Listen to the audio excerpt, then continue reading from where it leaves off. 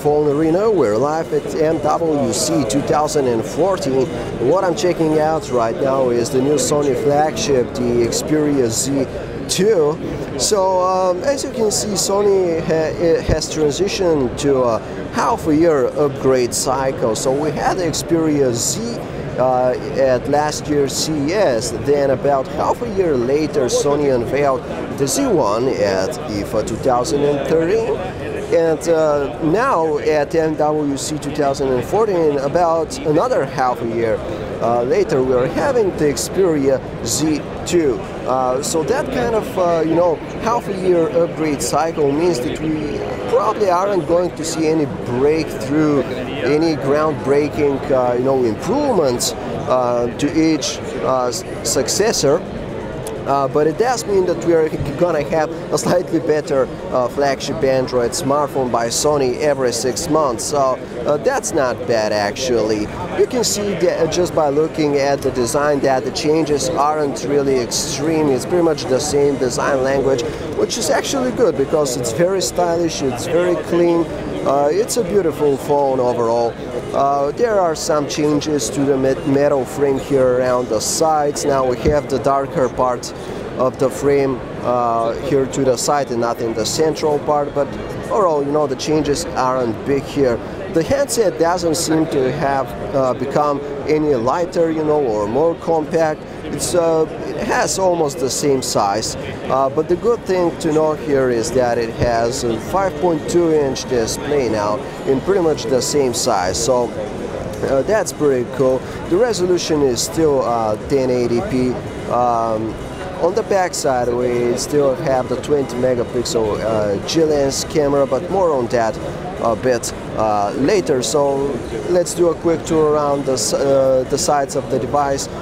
We have a place for linear here. We do have the SIM card slot right up here next, and on the other side we have a slot for a micro SD card, so you can easily expand your storage. You still have the power and volume keys here on the right-hand side of the device. Down here at the bottom we have the camera, this little camera shutter key, which actually works pretty good, at least on this unit that I'm checking out here. At the bottom you can see that the large speaker grill is gone, and now we have this very minimalist, stylish 3-dot grill, which actually looks pretty cool. We like that one because it actually makes the handset more comfortable to hold if you are used to holding it like this. So, and on the top side we have the exposed 3.5mm headset jack, which is cool, but don't worry about it. The handset is still water and dust proof, as always with these latest Sony high-end smartphones.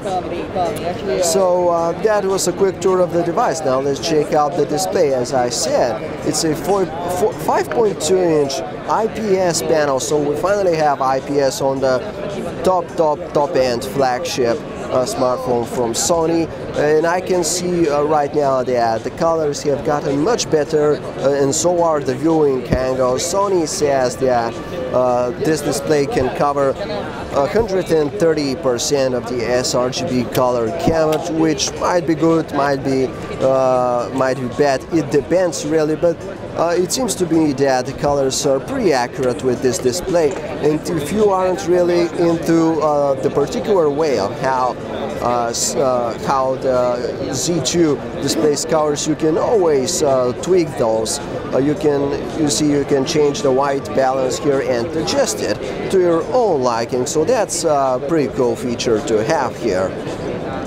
So IPS display, the resolution is 1080p, 1080 by 1920 pixels, full HD display, and we are actually perfectly fine with that. The display is extremely clean, it has a very high pixel density, so everything looks very good on this display. Reading, movie watching, image viewing, playing games, all that kind of stuff is going to be just great with this kind of pixel density, with a 1080p display on 5.2 inches. Now, the Xperia Z2 is coming straight with Android 4.4 KitKat out of the box. You can see that judging by the the full screen wallpaper that we have, these that fading here on the top and bottom. So you're gonna have immersive mode and all the other features coming with KitKat. There seems to be some kind of minimal lag here with this unit, but hopefully that is because it's probably running non-final software here. So there is still some tweaking, still some debugging to be done with this build. So hopefully it's going to be even faster than that. Now, the Sony user interface here is very well known to us. It's almost unchanged from what we had on the Z1 and the Z1 Compact, although there seem to be some slight tweaks here and there. For example, there isn't this box here surrounding the main menu pages, but overall it's the same UI. The transition is the same. You do have your cool Sony wallpapers here. You have the custom widgets around. It's a heavily customized version of the Sony user experience with custom apps for messaging, for phone, and pretty much all the core applications have been customized here with the Sony UI. This is how you tweak your home screens. You have multiple home screen pages that you can change here. You can add widgets, you can change themes, you can have app shortcuts and all that kind of stuff. Here is the multitasking view. Sony has added those small apps here. We know this stuff, of course, it's been present ever since the Xperia Z. So you can have a small calculator here shown on top of what you're doing. You can have a voice recorder, a notes recorder. You can have a small browser here. So if you're into that kind of multitasking thing, you can use these small apps, and we think they work pretty well. But of course, you can add more, and there is quite a variety there, so that's fine. Now, the processor inside the new Xperia Z2 is the Snapdragon 801, so it's supposed to be slightly improved compared to the Snapdragon 800 that was available in the Z1 and the Z1 Compact. So the Z2 should do a little bit better in the performance department. It still has the Adreno 330 GPU, so graphics performance should be killer. So what else? It has 3 gigs of RAM, so that's quite a lot of random access memory there. It's coming with 16 gigabytes of internal storage, but you also have your micro SD card slots right here, so you can easily expand that storage if it's not enough for you. As I mentioned in the beginning, there is a 20 megapixel G-Lens camera on the back with Sony's BIOS camera technology with the XBOR sensor. It has the 1/2.3-inch sensor, which allows those pixels here to have a decent size, even though it's a 20 megapixel camera. So Sony hasn't mentioned anything in particular with regards to any improvements made to the camera quality here, but that's gonna be fine because it was already an excellent camera, though we do hope that they have improved their low light performance. So this is the camera user interface here. It's very similar to what we already had, but there are some additional shooting modes added here by default, and you can add even more shooting modes. The biggest news here is probably 4K video, so you can now record 4K Ultra HD video with this phone.